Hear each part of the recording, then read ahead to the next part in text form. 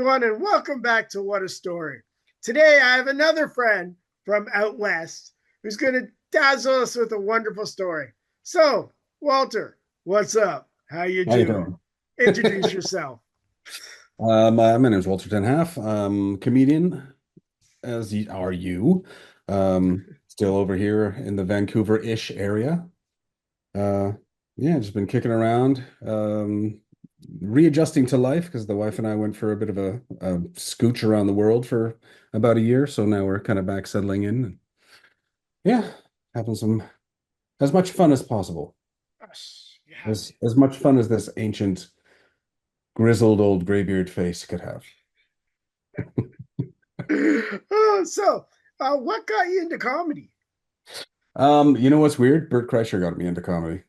Oh, Actually, to be perfectly honest, my friend Spencer Galvin got me into comedy, but only because he sent me clips of Bert Kreischer on Rogan's podcast ages and ages ago in the spare bedroom, those days. And yeah, I was just listening to his story, and he had two daughters. I have two daughters, and um, yeah, I just kind of thought, well, if he can do fucking comedy, surely I can. And need that a was back in the degree? day, right? That was before he became what he is now. Yes. So yeah. But yeah, that's what kind of got me in. Also, I was in a job that I was just kind of like overly comfortable in and just wasn't, I was just like, I haven't been afraid in a while. I haven't, you know what I mean? Like, so all these things kind of conspired. And I turned 40 and all these things kind of what came together. And then, you get up on stage and shit your pants or not. And then everything's cool. I've been there. All right. So, Walter, what's your story? What's my story? Okay, so I was at my brother-in-law had a birthday a couple years back. So I go over to their place for the birthday party, and it's, the usual family and whatever, but there's a bunch of people, his friends that I'd never met. And I'm like, oh, okay. So I look in the one living room and there's three guys just sitting in there. They're kind of cozy. I'm like, oh, I'm gonna go fucking interrupt this. So I went in there, sit down. Turns out these three guys are one of them is Vancouver Police Department, one is a fireman, and one is a paramedic, and they all work in Vancouver. And so they're sitting there just trading horror stories and whatnot, right? Like the paramedics talking about, dog bites, you had to treat a dog bite, it's just missing pieces of meat. I'm like, holy, okay, cool.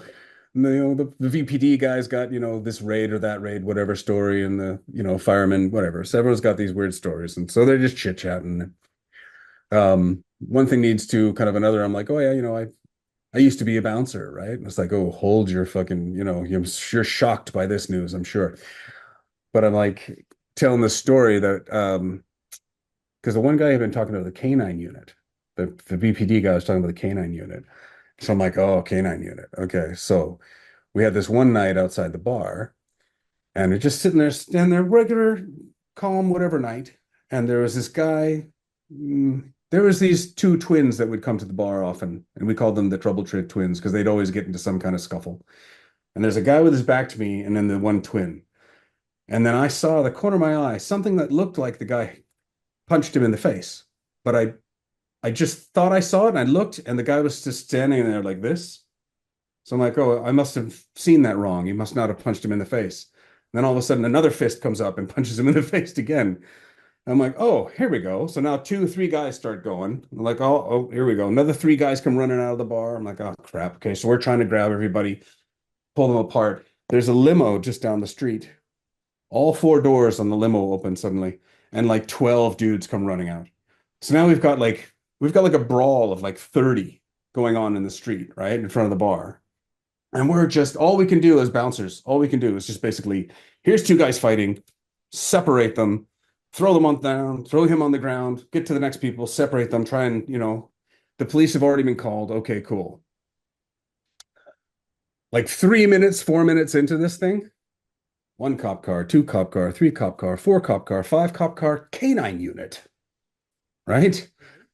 But these guys are all jazzed up. They're not stopping for nothing, right? The cops come out, hey, you stop it out, no, whatever. This one cop comes up and he does like a full like Hadoken kind of move on this dude, like just full step forward and just plows him in the chest, bounces him off a wall. And like, I'm like, oh, this is crazy. But the people still keep fighting until they open the back of the canine unit and they took out what I was later told. was the small dog. Small dog, my ass. This was the biggest German Shepherd I've ever seen in my life. It was like a werewolf on a leash. It was insane. It was absolutely massive, right? The second this thing comes out, it's like, "Rrr." The big dog's still in the truck, and the truck is heaving left and right because the big dog is going nuts, running back and forth. But everybody looks and sees the dog that's out, and they all just went boom and just dropped to their knees. Yep, I'm done. I'm done. Everyone's done. We're done. We're done. We're done. Right? So I'm chuckling, thinking, oh, this is not a bad story, right? The VPD guy that I'm sitting in the room at my brother-in-law's house, he leans forward and he goes, I was there. He was the guy that jumped out and did the whole Hadoken thing and smashed the guy into the wall. Like, you want to talk about small world? That's the small world. Oh my God. And it was a small dog. That was the small, yeah. Geez, Louise. You could have Wow. ridden this dog. The dog was so big. Oh my goodness. It was absolutely terrifying. Wow. That was one story that was very entertaining.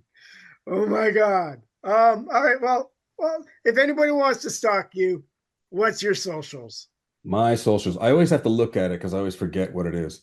Walter.5, the number five, Yeah. underscore comedian. Okay. And then I have another one because I'm just a doofus. Um, this is from when the wife and I were traveling. We set up another Instagram for that. We might be crazy, all one word,